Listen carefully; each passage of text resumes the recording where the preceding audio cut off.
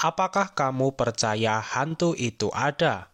Pernahkah kamu melihat ke langit dan bertanya, memangnya manusia hanya sendirian di alam semesta yang begitu luas?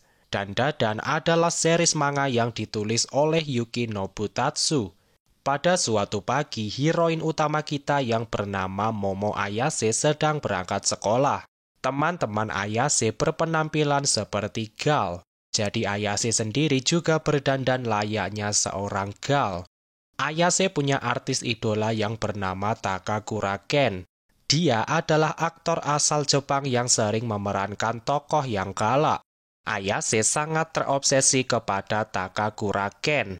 Jadinya Ayase berpacaran dengan pria yang mirip seperti Takakura Ken. Tapi pacar Ayase yang sekarang orangnya cukup brengsek. Dia cuma mau enaknya saja dari Ayase. Jadi berkali-kali mereka bertengkar. Alhasil teman-teman Ayase menyarankan mereka putus saja. Ayase yang patah hati akhirnya berjalan di lorong kelas. Di kelas sebelah, Ayase melihat ada cowok berkacamata yang dibully teman-teman sekelasnya. Si Megane hanya diam saja dan terus membaca bukunya. Ayase tidak tahan melihatnya dan Ayase berpura-pura mengajak bicara cowok Megane. Hasilnya Megane berhenti dibully. Ayase bosan melihat kelakuan manusia zaman sekarang. Tapi urusan dia sudah selesai, jadi Ayase pergi dari kelas itu. Ayase kembali berjalan di lorong kelas dan tiba-tiba cowok Megane tadi menemuinya. Ternyata dari tadi Megane membaca buku tentang alien. Dan Megane berpikir Ayase juga tertarik dengan alien. Tapi Ayase tidak percaya alien itu ada. Ketimbang percaya alien, Ayase lebih percaya kalau hantu itu ada. Ternyata Megane kebalikannya. Megane percaya alien itu ada, sementara hantu hanya cerita tahayul. Mereka pun bertengkar karena perbedaan pendapat. Karena tidak ada yang mau mengalah, mereka akhirnya saling memberikan challenge. Megane mengirimkan Ayase ke sebuah rumah sakit yang sudah tidak dipakai. Konon katanya rumah sakit itu adalah tempat suci bagi para alien. Jadi ada kemungkinan besar Ayase bisa bertemu alien di sana. Sementara Ayase mengirimkan Megane ke sebuah terowongan yang sudah tidak dipakai. Terowongan ini viral di internet karena banyak cerita mistis di sana. Jadi terowongan ini akan cocok untuk membuat Megane ketakutan setelah melihat hantu. Ayase sudah masuk ke dalam rumah sakit, tapi tempat ini lebih seperti sarang hantu daripada alien. Ayase mengaku neneknya adalah seorang cenayang, jadi dia percaya hantu itu ada. Tapi karena beberapa alasan, Ayase tidak bisa menggunakan kekuatan psikis seperti neneknya. Sementara Megane hanya cowok biasa. Tapi karena penampilan dan hobinya yang tidak umum, Megane jadi tidak punya teman. Kemudian Megane memasuki terowongan angker itu. Setelah masuk cukup dalam, Megane melihat ada nenek tua di sini. Nenek ini menyuruh Megane minum susu. Tapi sebagai gantinya, nenek ini ingin nyepong otongnya Megane. Megane yang takut langsung berlari sampai keluar terowongan. Tapi Ayase pernah membaca postingan tentang hantu nenek-nenek yang suka nyepong. Ditambah lagi, nenek itu bisa berlari dengan sangat cepat. Jadinya dia dijuluki sebagai Turbo Granny. Konon katanya jika kamu lari dari nenek itu, kamu akan terkena kutukan.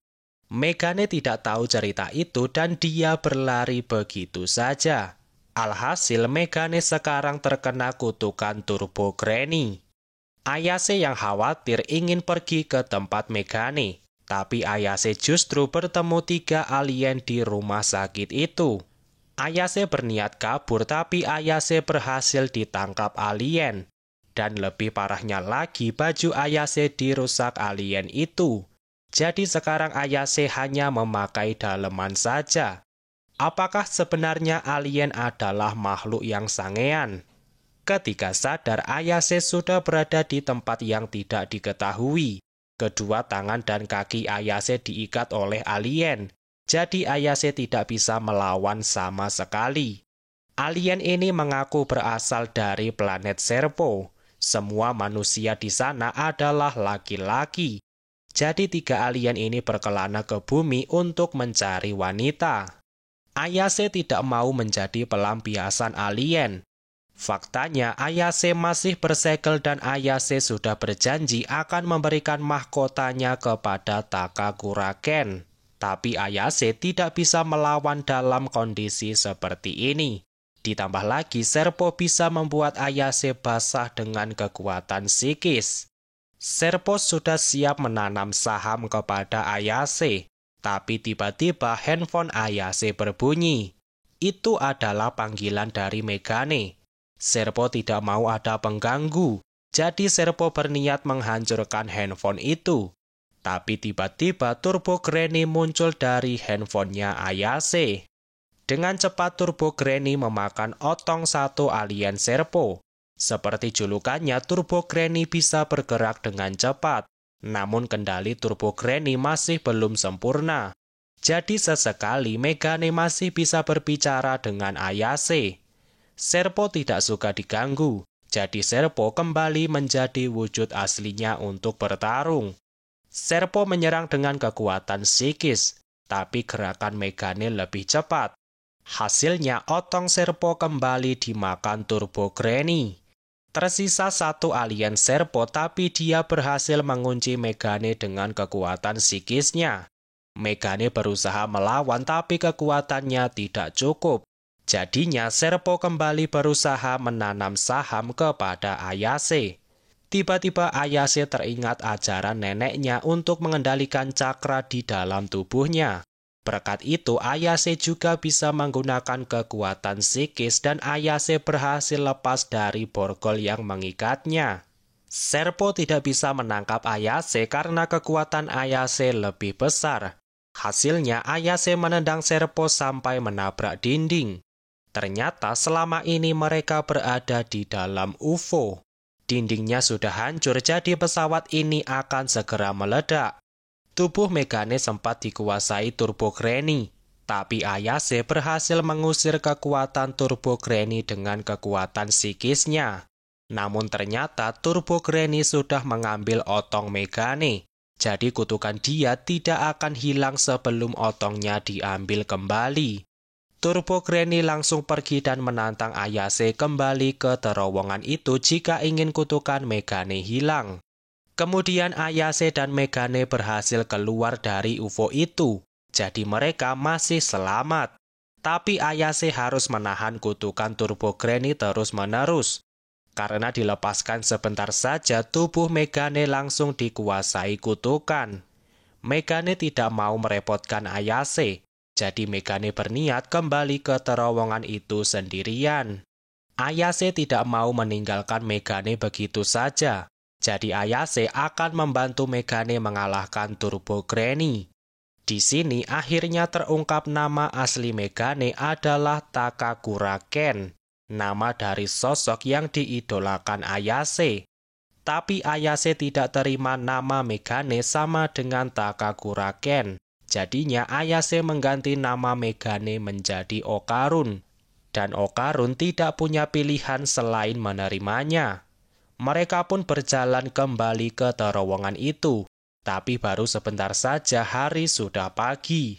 Hantu hanya muncul di malam hari. Jadi percuma saja mereka pergi sekarang. Ayase memutuskan kembali ke rumah dulu untuk bersiap. Rumah Ayase berada di sebuah kuil. Ayase hanya tinggal bersama neneknya karena kedua orang tuanya sudah meninggal. Ayase mengajak Okarun masuk ke dalam, tapi tiba-tiba tubuh Okarun terbakar.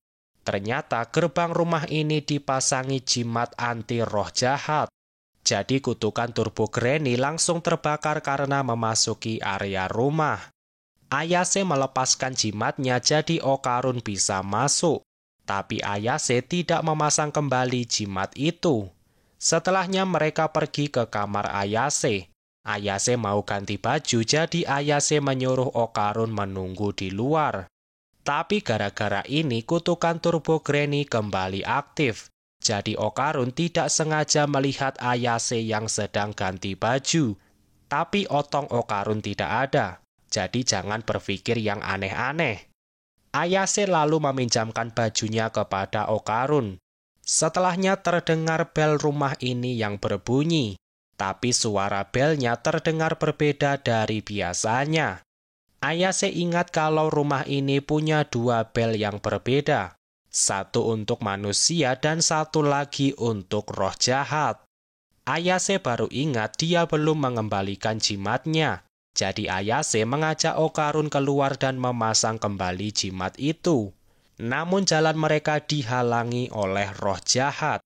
Tiba-tiba ada dinding di sekitar rumah dan muncul kabut hitam.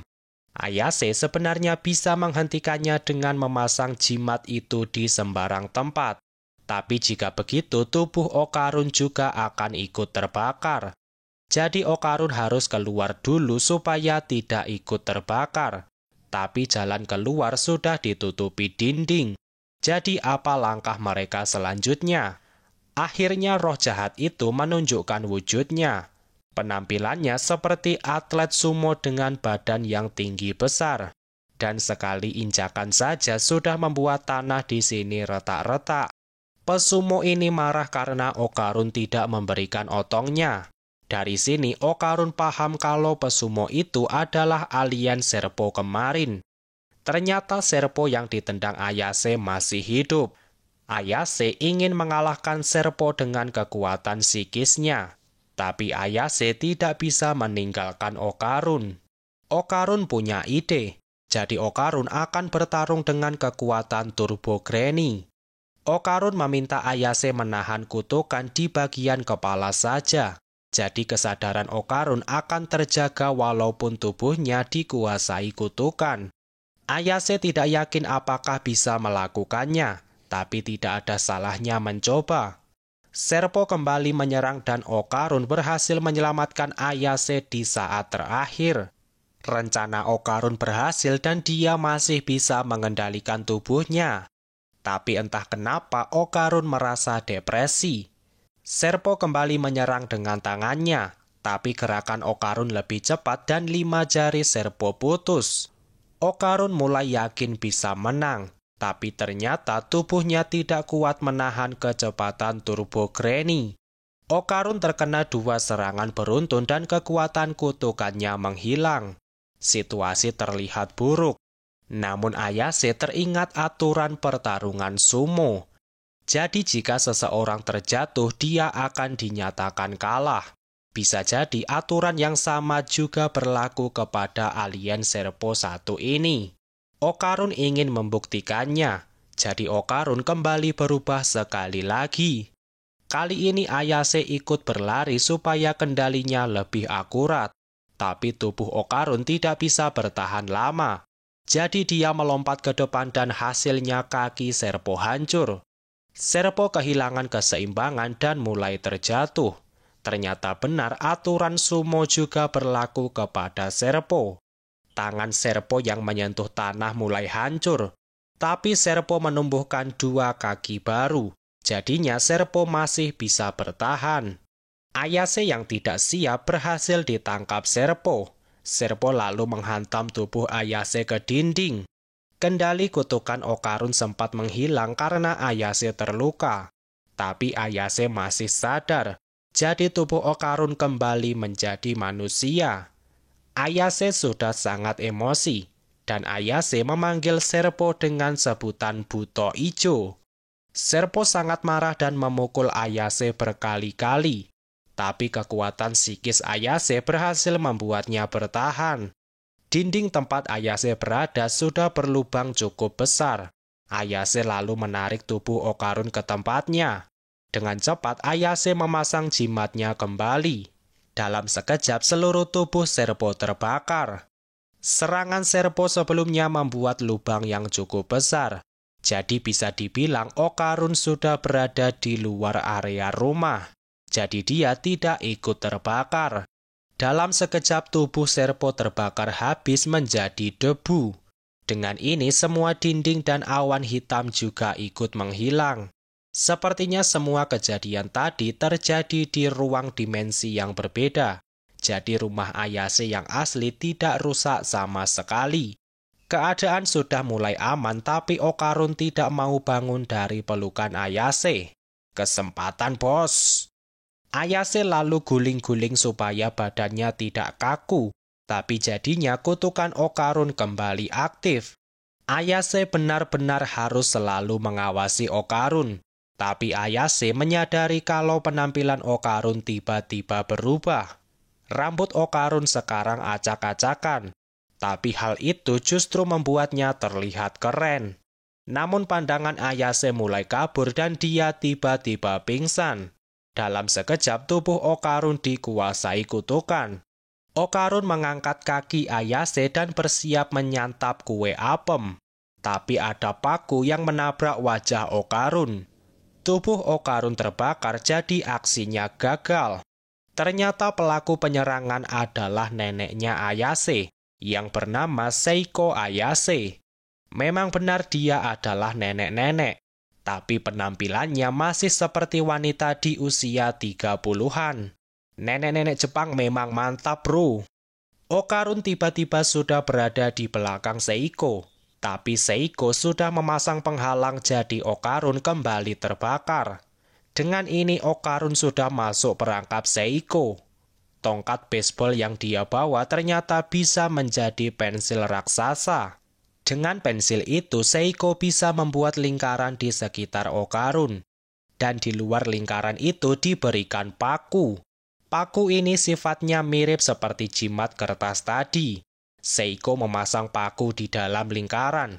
Jadi tidak ada roh yang bisa memasukinya. Sementara Okarun dipasangi paku di bagian luar lingkaran. Jadi Okarun tidak bisa meninggalkan lingkaran itu. Jika Okarun memaksa keluar, maka tubuhnya akan terbakar. Tapi Seiko tidak mau berhenti di sini. Seiko akan memastikan Turbo Granny mati sekarang juga. Seiko berkali-kali memukul Okarun. Jadi Okarun mati-matian supaya tidak keluar dari lingkaran. Turbo Granny mengancam jika dia mati maka manusia yang dia kutuk juga akan mati.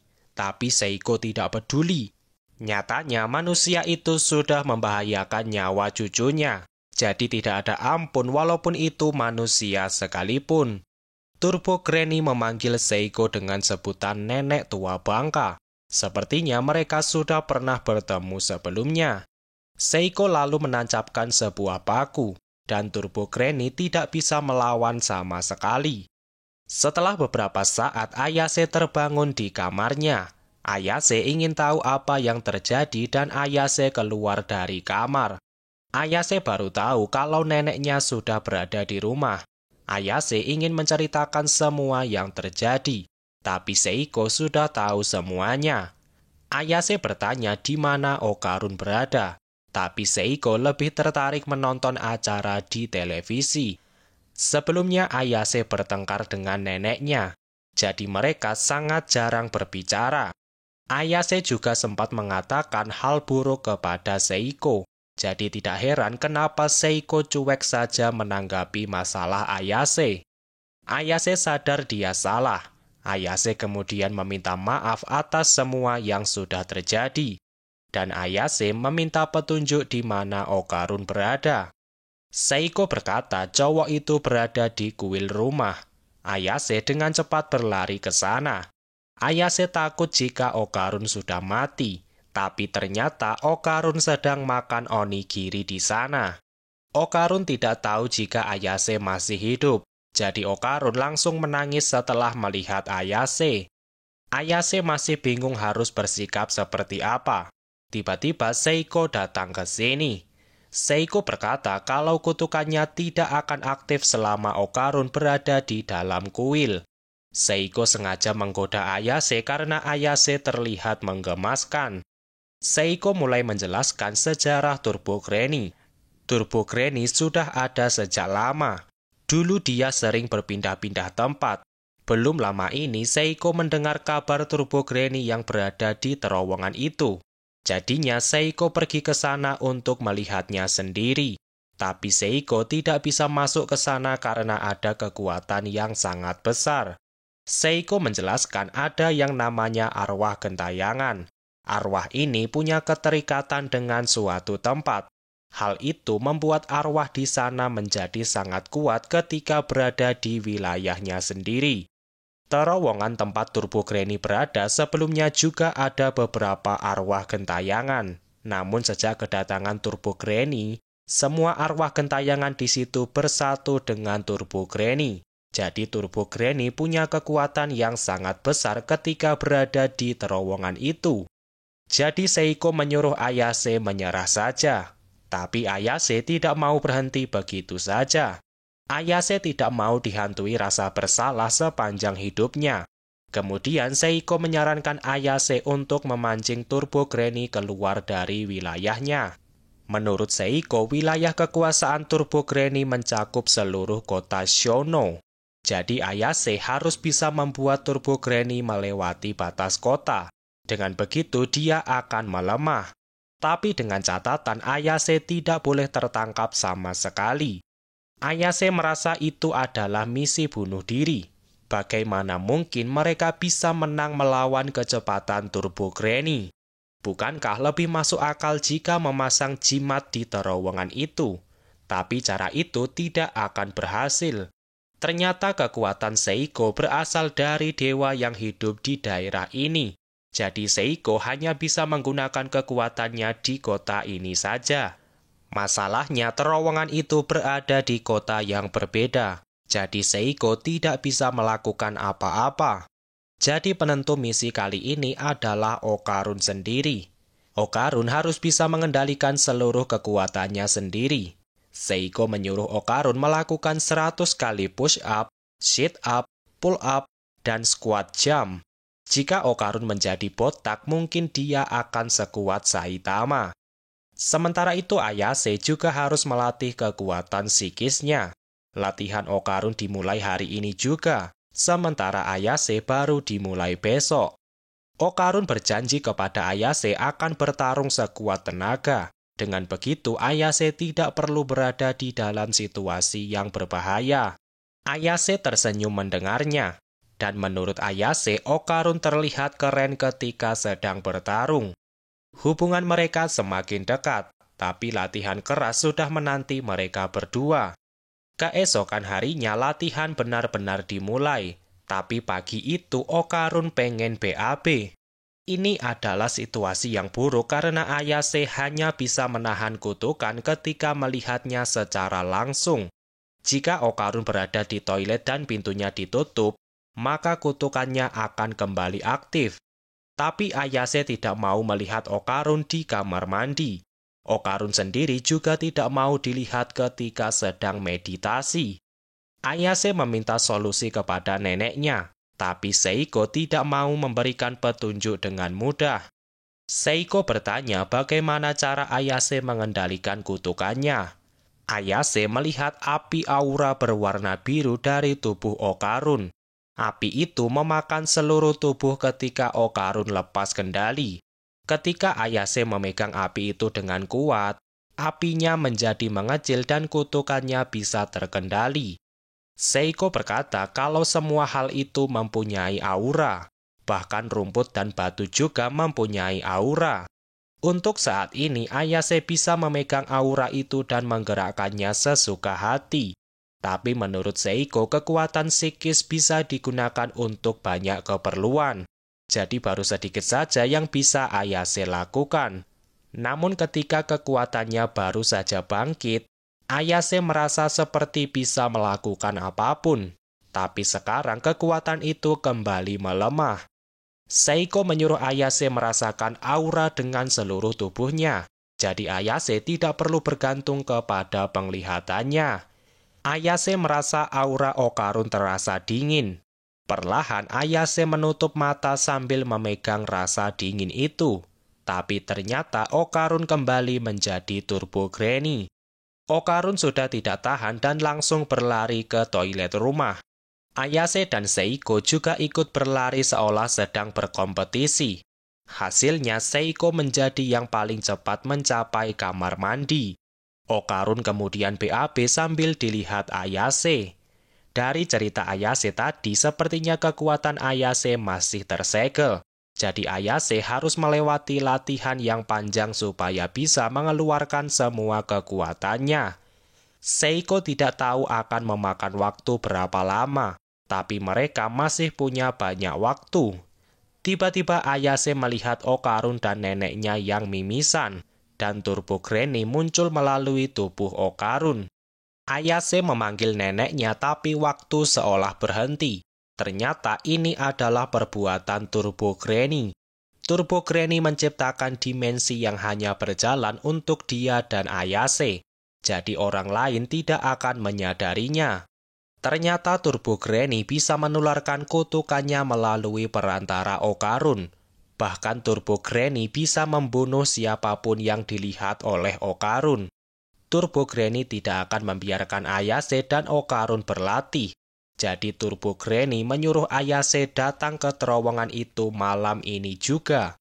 Jika tidak, Turbo Granny akan membunuh semua orang melalui tubuh Okarun. Tiba-tiba Turbo Granny menghilang begitu saja, dan Ayase kembali ke dimensi yang sebenarnya. Terlihat hidung dan kuping Seiko berdarah, bahkan jimat di dekatnya juga ikut berdarah. Hanya Ayase yang tidak terluka, jadi Seiko bertanya apa yang terjadi. Kemudian Ayase menceritakan semua yang baru saja terjadi. Situasi tiba-tiba menjadi buruk. Sore harinya Seiko mengajak Ayase dan Okarun ke sebuah kuil. Tujuannya untuk meminta perlindungan kepada dewa setempat.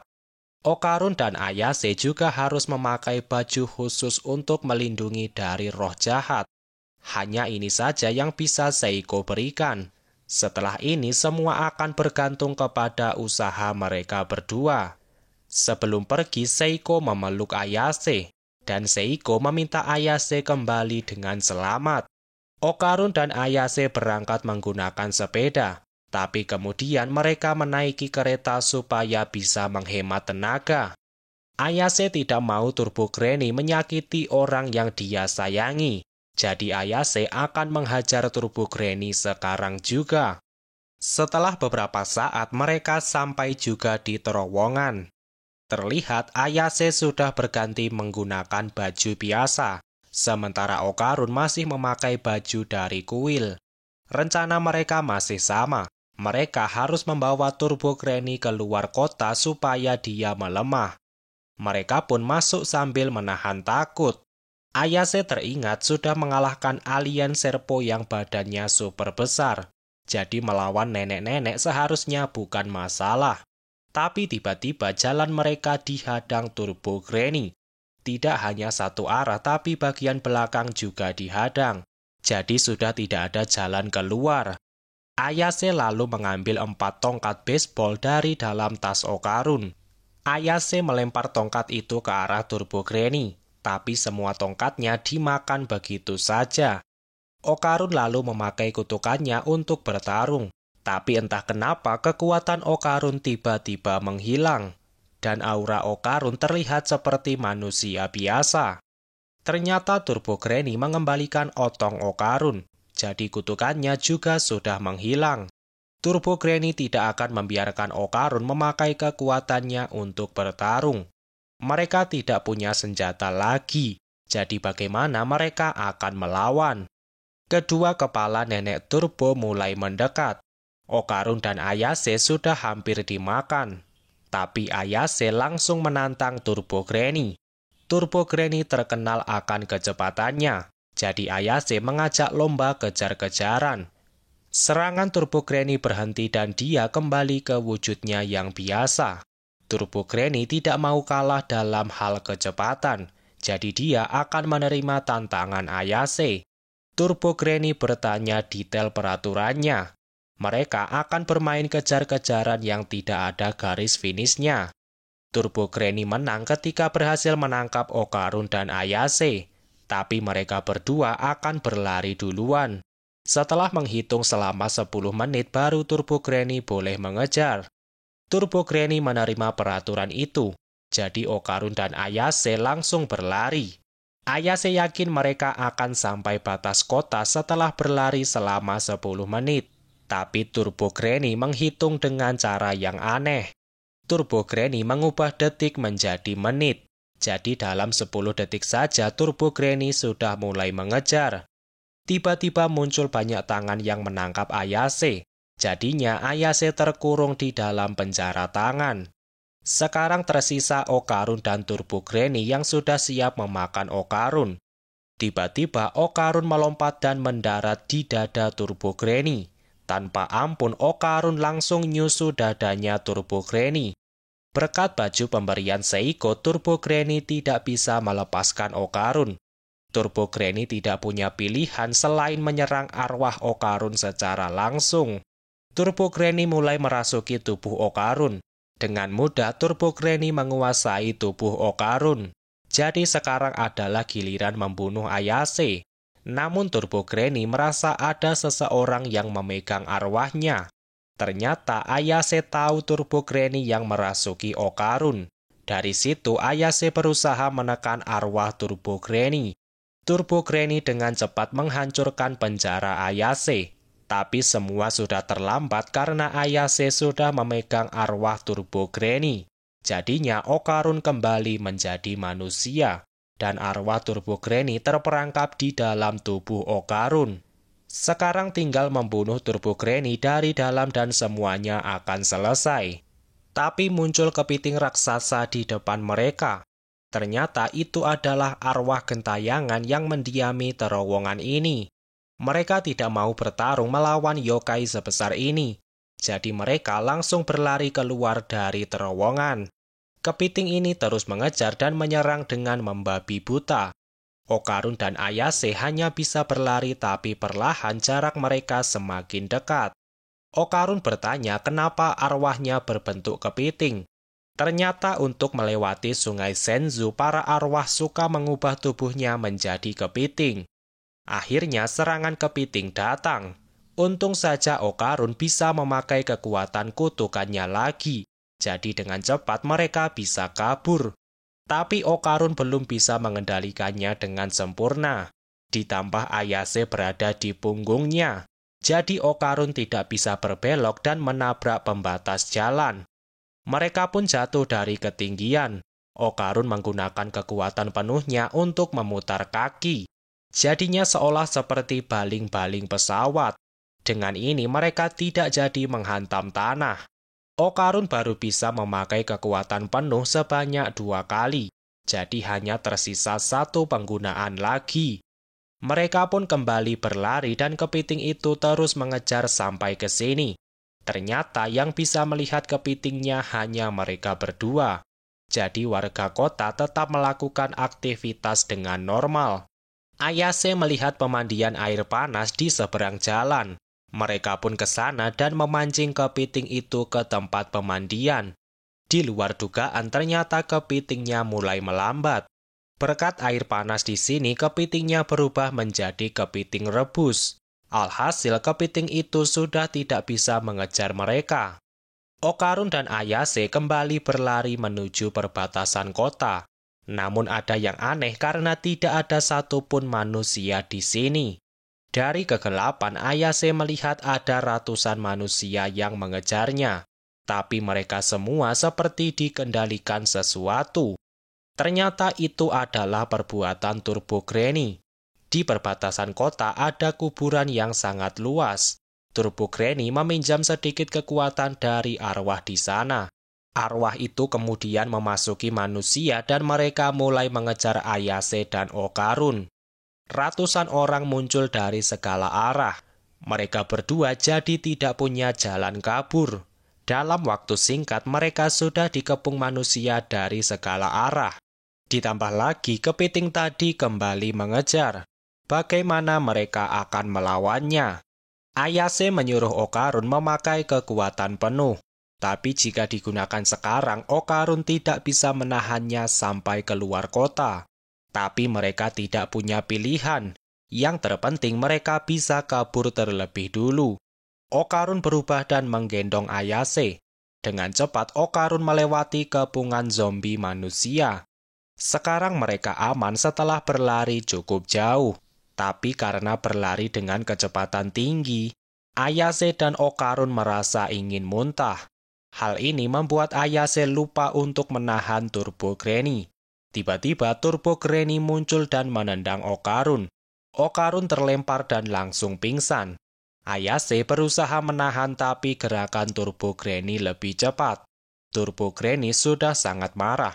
Dalam waktu singkat, semua zombie dan kepiting sudah sampai di sini. Turbo Granny mulai bergabung dengan kepiting. Tubuh kepitingnya berubah menjadi setengah manusia. Turbo Granny menyuruh Ayase berlari duluan, karena menangkap orang yang diam saja rasanya tidak menarik. Turbo Granny memberikan waktu 10 menit untuk Ayase berlari, tapi Ayase hanya meminta 1 detik. Kemudian ada kereta lewat dan Ayase berpegangan kepada kereta itu. Jadi Ayase dan Okarun bisa kabur dengan bantuan kereta. Konon katanya kecepatan Turbo Granny adalah 100 km per jam. Tapi kecepatan kereta ini adalah 120 km per jam. Jadi seharusnya Turbo Granny tidak akan bisa mengejar mereka. Ayase mengejek Turbo Granny dengan sebutan pelari yang lambat. Turbo Granny marah dan langsung mengejar kereta itu.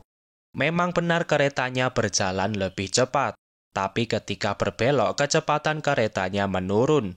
Jadi Turbo Granny berhasil menangkap gerbong kereta paling belakang. Namun Turbo Granny tidak ingat kalau kereta ini berjalan menuju keluar kota. Di perbatasan kota, Seiko sudah memasang banyak jimat anti roh jahat. Ayase menangkap Turbo Granny supaya tidak kabur. Setelah melewati batas kota, tubuh Turbo Granny langsung terbakar. Wujud kepitingnya perlahan menghilang. Dari sana muncul banyak arwah gadis SMA. Semua arwah itu terbang ke langit dan mereka tersenyum bahagia. Akhirnya kereta ini berhenti di stasiun terdekat. Okarun masih pingsan, jadi Ayase menggendong Okarun ke bawah. Dari sana, Ayase melihat tubuh Turbo Granny yang terbakar menjadi debu. Pertarungan mereka benar-benar sudah berakhir. Tidak lama setelahnya, Okarun terbangun dari tidurnya. Setelahnya mereka bertemu Seiko di pintu masuk stasiun. Seiko mengajak mereka berdua kembali ke terowongan itu. Seiko menaruh bunga di sana dan mendoakan semua arwah di sini. Ternyata terowongan ini pernah menjadi tempat pembunuhan gadis muda.